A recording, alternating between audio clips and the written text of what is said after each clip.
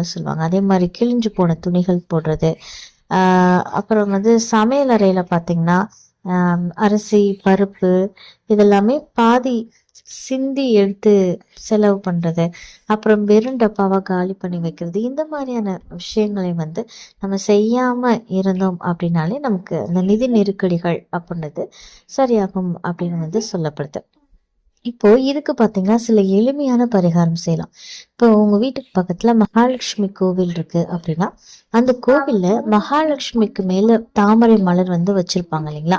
அந்த தாமரை மலரை நீங்க வீட்டுக்கு கொண்டு அதை ஒரு பச்சை பட்டு துணியில வச்சு மடிச்சு நீங்க பணம் வைக்கக்கூடிய இடத்துல வச்சீங்க அப்படின்னா உங்களுடைய நிதி நிலைமை அப்படின்றது மெல்ல மெல்ல சீராக ஆரம்பிக்கும். அதே மாதிரி முருகப்பெருமானை நீங்க அவருக்கு உகந்த செவ்வாய்க்கிழமைகள்ல வழிபாடு செய்துட்டு வந்தீங்க